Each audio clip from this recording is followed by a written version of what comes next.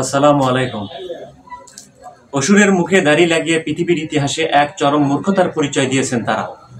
এতটা বলদগিরি আমার জীবনে আমি দেখিনি। দাড়ি লাগিয়ে কিভাবে তারা গাধার পরিচয় দিল তা বুঝতে হলে সম্পূর্ণ ভিডিওটি দেখতে থাকুন। দেখুন, অসুর হচ্ছে সেই যে কিনা এক মহান পরাক্রমশালী শক্তি।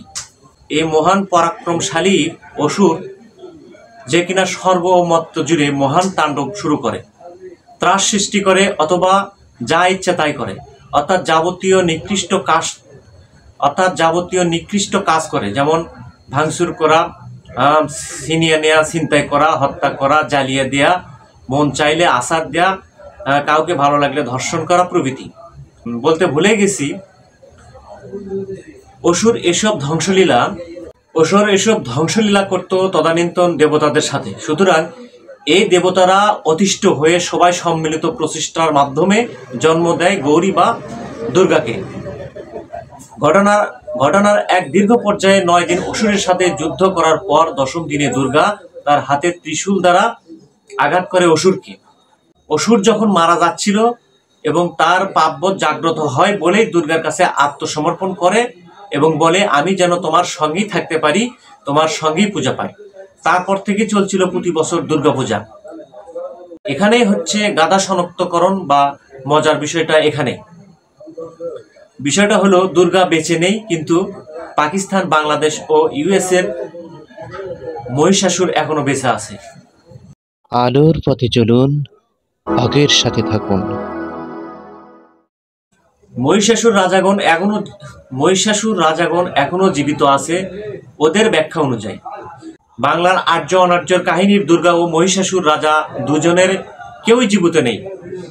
কিন্তু মহিষাসুর হিসেবে যদি ট্রাম্প, ইউনুস আর শাহবাজ শরীফকে দেখানো হয়, তবে অবশ্যই দুর্গার মূর্তিটা হওয়া উচিত ছিল বর্তমানে জীবিত তামান্না ভাটিয়া বা ঐশ্বরিয়া রায়ের মুখের অবয়বে। কেননা তামান্না ভাটিয়া, ঐশ্বরিয়া রায়, তাদের দেখানো অসুর ইউনুস এখনো বেঁচে আছে। তো এদের সমন্বয়ে যদি এই বিষয়টা দেখানো হতো, এটা মেনে নেওয়া যেত বা সবাই মানত। সুতরাং এই সিদ্ধান্তে উপনীত হলাম যে, যেহেতু অসুর বধ করার আগে দুর্গার পতন হয়নি, সেহেতু এবারের পূজা তাদের হয়নি। কারণ অসুরেরা এখনো জীবিত আছে, কিন্তু দুর্গা জীবিত নাই। আপনাদের ধর্মের প্রতি যথেষ্ট শ্রদ্ধা রেখে বলছি, যে মণ্ডপে মহিষাসুর রাজার মূর্তি নেই, সেই মণ্ডপের পূজা হয়নি বা কখনো হতে পারে না।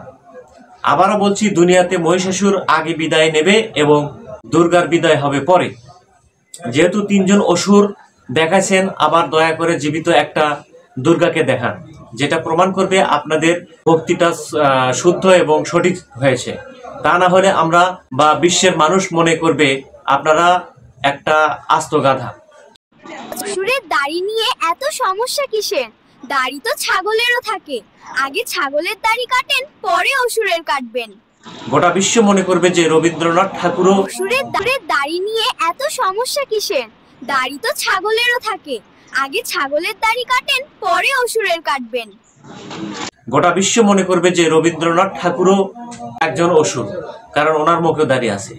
নরেন্দ্র মোদীও একটা বিরাট অসুর, কারণ ওনার মুখেও দাঁড়িয়ে আছে। আপনারা বুঝতে চাইছেন না যে মহিষাসুর এবং দুর্গা একটা বিশেষ এলাকার মধ্যেই বসবাস করত। সুতরাং অসুর যদি এখনো থাকে, তা আপনাদের এলাকার মধ্যেই আছে, ভিন্ন কোনো রাষ্ট্রে নয়। সুতরাং অসুর বা মহিষাসুর এবং দুর্গা সেই একটা প্রদেশের মধ্যে হওয়া উচিত ছিল।